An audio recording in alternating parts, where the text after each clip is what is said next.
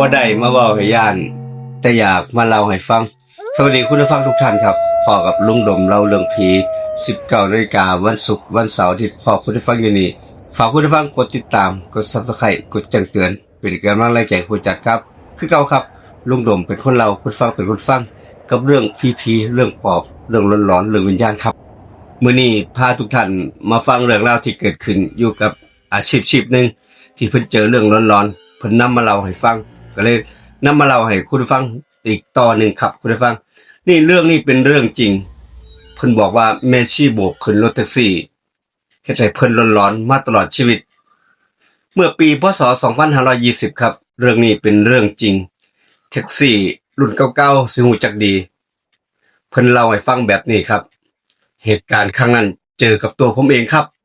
เหตุการณ์เกิดขึ้นเมื่อราวพศ2520สมัยนั้นกรุงเทพมหานครยังบ่เจริญเหมือนเช่นทุกมื้อนี้ครับตึกราบ้านช่องก็ยังบ่หลาย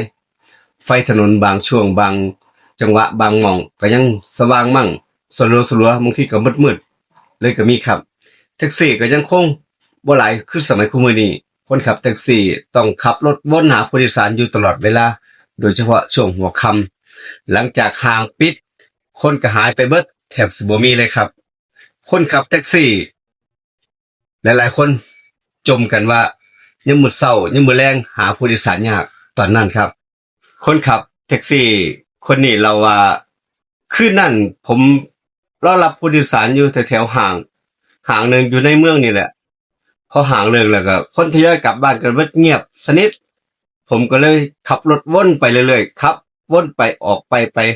ขับไปขับมาหวังว่าสิได้ผู้โดยสารอีกจักเที่ยวนึงก่อนสิกลับบ้านในคืนนั้นครับแต่ยิ่งขับแล้วรู้สึกว่ารถนี่พาผมออกไปไกลออกจากตัวเมืองไปเรื่อยๆจนไปถึงชานเมืองแห่งหนึ่งมองนั้นเงียบอีหลีครับเงียบผิดปกติสองข้างทางเป็นป่ารกทึบบ้านคนนี่มีปะปายมีบ่หลายไฟถนนตอนนั้นมีสว่างเป็นช่วงๆครับบางช่วงก็มืดสนิทบางช่วงก็มีไฟสีส้มสลัวๆแค่นั้นเองบรรยากาศแถวๆนั้นวังเวงเป็นตาย้านบอกว่าถูกครับอยู่ๆท่านใดนั่นเองก็เห็นร่างหนึ่งเป็นผู้หญิงคนหนึ่งยืนอยู่ข้างทางแต่งชุดขาวไปทั้งตัวเลยครับลักษณะเหมือนกับเป็นแม่ชีนั่นเองแล้วโบกรถแท็กซี่ผมนี่แหละผมก็เลยจอดผมบ่ลังเลใจละเพราะว่าผมจะได้ผู้โดยสารอีกเที่ยวนึงกลับบ้านละผมก็เลยจอดพอตรงนั้นผมก็บ่อยากจอดเพราะว่ามองไปมองมาแล้วก็เปรี้ยวแต่คิดในใจว่าเห็นเป็นแม่ชีคงสิบ่มีอีหยังเพิ่นว่าจังซี่ครับแล้วก็เลยจอดรถรับผมคิดในใจว่าจอดรถรับก็แล้วกันแม่ชีคนนั้นเปิดประตูขึ้นมานั่งอยู่เบาะหลังอย่างเงียบตอนแรกบ่ได้เว้าอีหยังครับสักพักแล้วก็มาเว้าบอกว่าเว้าเสียงด้วยเบาเสียงแหบครับบอกว่าไปส่งหน้าวัดแน่โยมท่านใดนั้นผมก็ถามกลับว่าวัดอีหยังครับแม่ชีครับแม่ชีบอกชื่อวัดแห่งหนึ่งซึ่งบ่คุ้นเลยครับกับชื่อที่แม่ชีเพิ่นบอกว่าวัดนั้นแต่กับผมก็พอสิรู้ทิศทางแล้วคร่าวๆว่าสิไปทางใดผมจึงพยักหน้าแล้วขับรถออกไปตามเส้นทางที่แม่ชีเพิ่นบอกครับตั้งแต่รถออกตัวมาบรรยากาศในรถเงียบผิดปกติบ่มีเสียงเว้าจากแม่ชีบ่มีเสียงไอบ่มีแม้เสียงสีขยับตัวในตอนนั้นผมขับรถเริ่มรู้สึกว่าแปลกๆเลยแอบมองกระจกหลังอยู่ตลอดเวลาเห็นแม่ชีนั่งอยู่เฉยๆนั่งอยู่นิ่งๆนั่งอยู่เบาะหลังนั่งอยู่หลังตรงมือวางไว้บนตักสังเกตท่าทางครับนิ่งหลายนิ่งอีหลีครับนิ่งเหมือนกับเป็นรูปปั้นเลยทีเดียวสายตาผมนี่มองไปข้างหน้ามองไปออกไปนอกสองข้างทางหน้าต่างเห็นเป็นบ้านคนสลับกับป่าทึบในตอนนั้นที่ผมขับรถไปเวลานั้นผมพยายามชวนแม่ชีคุยเว้าคุยแก้เขินแก้ เอียงก็แล้วแต่ครับเพราะว่าบรรยากาศมันเงียบเหลือเกินตอนนั้นแม่ชีผมพยายามถามว่าแม่ชีมาจากวัดมามาจากวัดไสคือมาคำแท้มันอยู่หม่องนี้มืดๆแท้แต่บ่มีคำตอบรถก็ยังคงแล่นไปเรื่อยๆผ่านทางมืดๆผ่านป่ารกทึบผ่านบ้านคนที่ปิดไฟบางทีก็สลัวๆบางทีก็มืดสนิทในกระจกหลังแม่ชียังคงนั่งนิ่งอยู่ท่าเดิมผมก็ยิ่งขับไป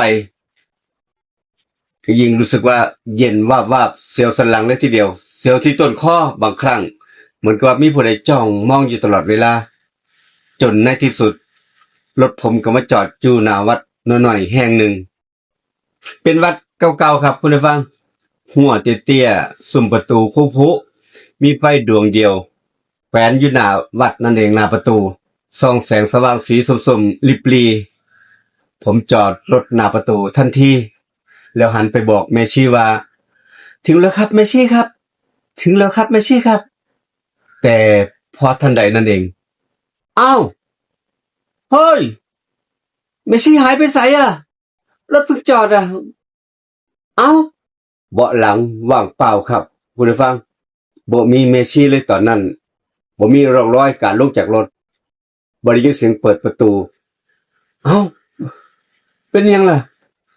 ทั้งที่ตลอดทางผมก็ยังเหลียวเบิ่งกระจกหลัง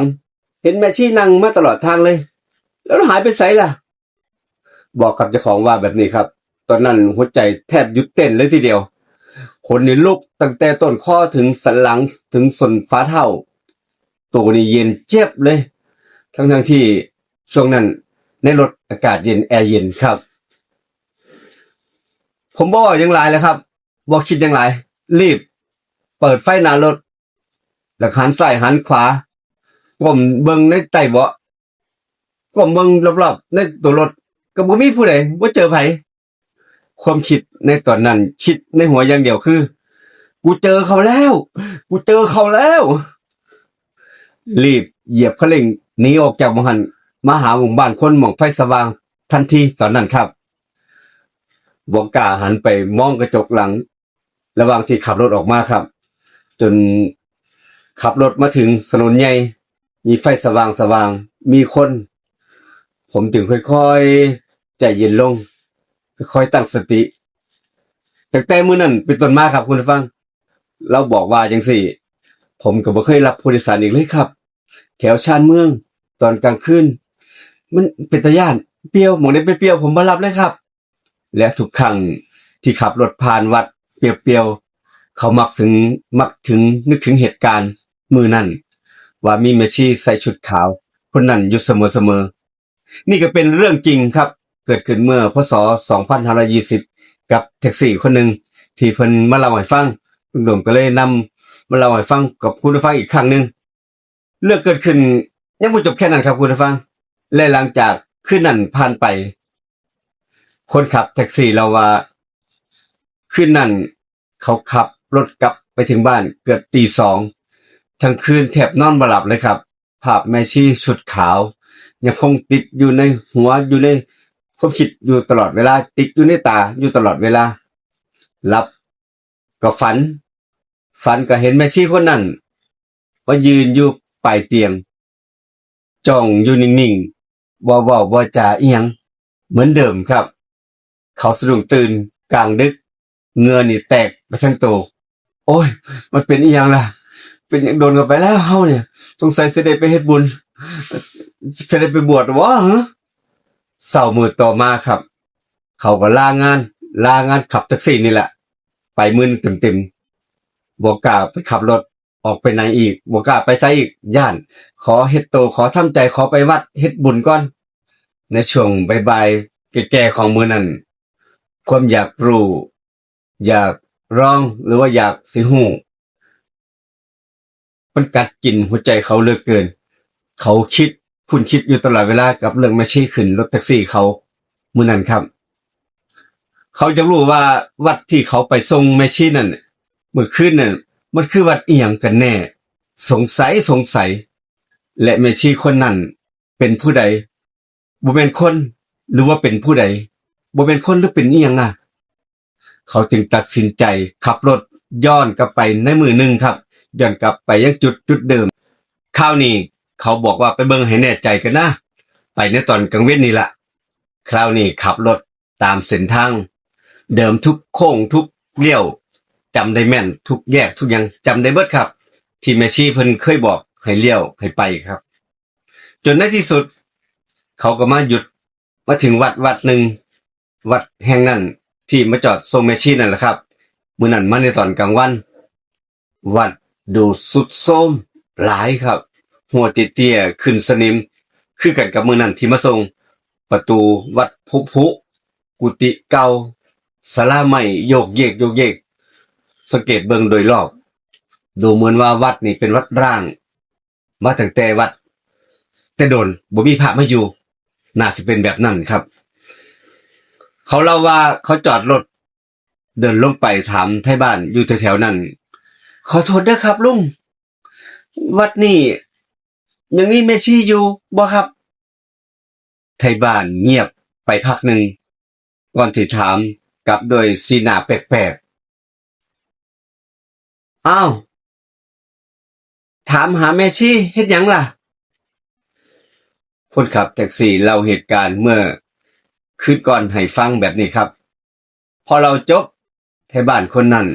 ถอนหายใจยาวๆแล้วเว้าว่าแม่ชีวัดนี้ตายไป10 กว่าปีแล้วที่อันทิศเอ้ยเจ้านี่โดนเข้าไปแล้วหัวใจของผมนี่ได้ยินตอนนั้นหูเบิด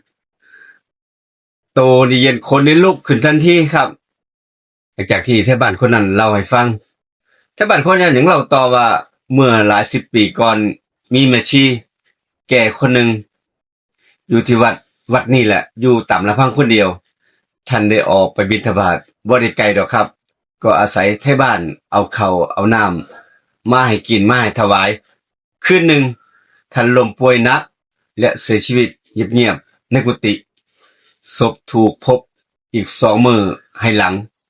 ตั้งแต่มื้อนั้นเป็นต้นมาครับไทบ้านแถบนั้นมักสิเห็นแม่ชีหรือว่าผู้หญิงชุดขาวนี่แหละเดินอยู่แถวหน้าวัดในตอนหัวค่ำบางคนเห็นยืนโบกรถบางคนเห็นยืนอยู่ใต้ต้นโพแต่พอเช้าไปเบิ่งใกล้ๆก็บ่มีผู้ใดอยู่หม้องนั้นคนขับแท็กซี่ยืนฟังยืนนิ่งกับคำเว้าของไทบ้านที่เว้าให้ฟังเขานี่ขาอ่อนแทบสุดเลยในตอนนั้นเมื่อได้ยินแบบนั้นครับเขายกมือไหว้ท่วมหัว